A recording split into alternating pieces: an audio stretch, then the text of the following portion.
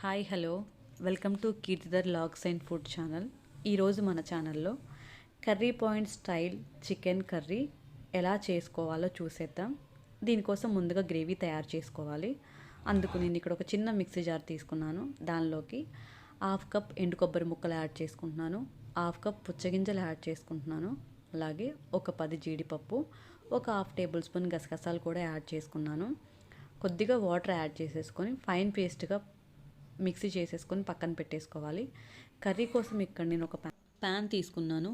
ఒక 2 table spoon oil add చేసుకున్నాను. Oil heat అయిన తర్వాత ఒక మీడియం సైజు ఆనియన్ని చిన్న ముక్కలుగా చాప్ చేసేసుకొని అవి బ్రౌన్ కలర్లోకి టర్న్ అయ్యేంత వరకు ఫ్రై చేసుకున్నాను. ఇప్పుడు దీనిలోకి ఒక టేబుల్ స్పూన్ అల్లం వెల్లుల్లి పేస్ట్ కూడా యాడ్ చేసుకున్నాను.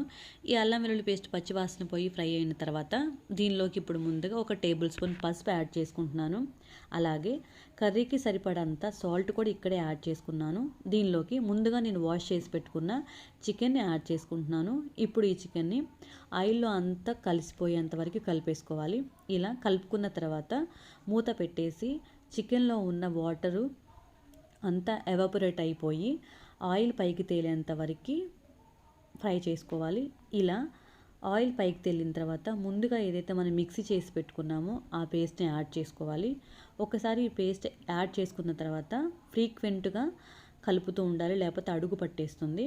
ఇలా ఫ్రై అయిన తర్వాత దీనిలోకి కారం ఒక టేబుల్ స్పూన్ యాడ్ చేసుకున్నాను. ఈ కారంలో ఉన్న పచ్చివాసన పోయేంత వరకు మూత పెట్టేసి కారాన్ని ఫ్రై అవ్వనివ్వాలి.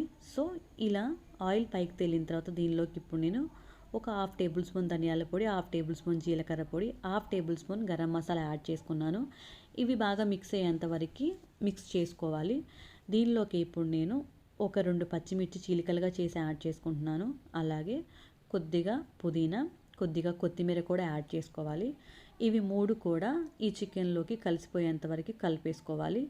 ఇలా కలుపుకున్న తర్వాత దీనిలోకి ఇప్పుడు మనం సరిపడినంత వాటర్ యాడ్ చేసుకోవాలి. మనకి ఎంతైతే గ్రేవీ అవసరం పడుతుందో అంత వాటర్ యాడ్ చేసుకొని దీన్ని ఇప్పుడు మూత పెట్టేసుకొని ఆయిల్ పైకి తేలి ముక్క మెత్తగా ఉడికిపోయేంత వరకు ఉడికిచ్చేసుకోవాలి. చివరగా ఇక్కడ నేను ఇప్పుడు ఆయిల్ పైకి తేలిన తర్వాత కొత్తిమీర యాడ్ చేసేసుకున్నాను. సో స్టవ్ ఆఫ్ చేసేసి డిష్ అవుట్ చేసేసుకోవటమే. Yummy and tasty curry point style chicken curry ready అయిపోయింది. ఈ విధంగా ఒకసారి ట్రై చేయండి. నచ్చితే please like, share and subscribe to my channel.